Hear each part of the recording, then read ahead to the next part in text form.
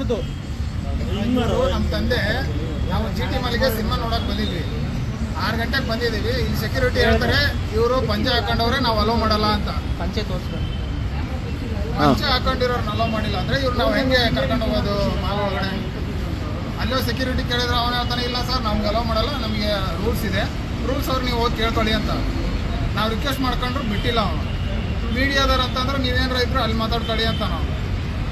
ಈಗ ಎಷ್ಟು ಗಂಟೆ ಬಂದಿದ್ದೀವಿ? ನಾನು 6 ಗಂಟೆಗೆ ಬಂದಿದ್ದು.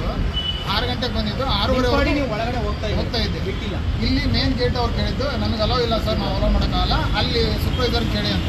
ಅಲ್ಲಿ ಸೂಪರ್ವೈಸರ್ ಕೇಳಿದ್ರೆ ಇಲ್ಲ ಸರ್ ನಾವು ಅಲೋ ಮಾಡಲ್ಲ, ಯಾವುದೇ ಕಾರಣಕ್ಕೂ ಅಲೋ ಮಾಡಲ್ಲ, ಅವ್ರನ್ನ ಪಂಚೆ ಹಾಕೊಂಡ್ರೆ ಅಲೋ ಮಾಡಲ್ಲ ಅಂತಂದ್ರೆ ಹೇಳಿದ್ರು. ಬಟ್ ಪಂಚೆ ಹಾಕೊಂಡ್ರೆ ಅಲೋ ಮಾಡಲ್ಲ, ಪಂಚೆ ಹಾಕೊಂಡ್ರೆ ಅಲೋ ಮಾಡಲ್ಲ ಅಂತ.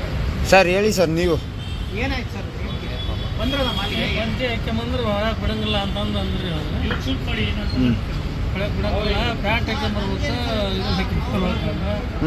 ದೂರದಿಂದ ಬಂದದವಿ ನಾವು ಹೆಂಗೆ ಪಂಚೆ ಹಾಕ್ಯಂಬರೋದಪ್ಪ, ಇದನ್ನ ಪಂಚೆ ಬಿಟ್ಟು ಬರೋದಕ್ಕತ್ತಿಂದ ನಾವು ಹಳ್ಳಿ ಮಂದಿ ಅಂದ್ರೆ ಅವ್ರೆ ಇಲ್ರಿ ನಮಗೆ ಇದಾಕತಿ ಅದಾಕತಿ.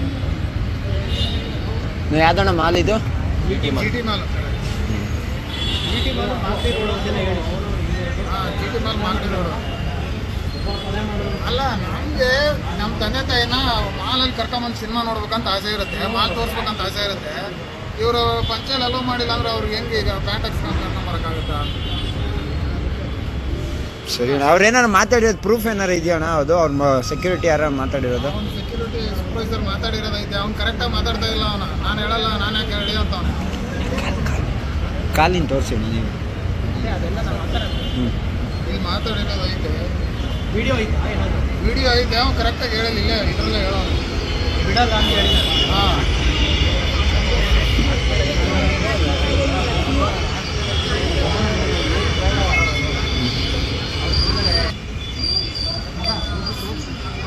ಅವರು ನೀಟಾಗಿ ಬಂದಿದ್ದಾರೆ, ಪಂಚೆ ಹಾಕೊಂಡಿದ್ದಾರೆ ಅಷ್ಟೇ, ಕ್ಲೀನ್ ಆಗಿಲ್ಲ ಅಂತ ಲೆಕ್ಕ. ನೀಟಾಗಿ ಬಂದಿದ್ದಾರೆ, ಪಂಚೆ ಹಾಕೊಂಡಿರೋ ಒಂದು ಕಾರಣಕ್ಕೋಸ್ಕರ ಬಿಡ್ತಾರೆ.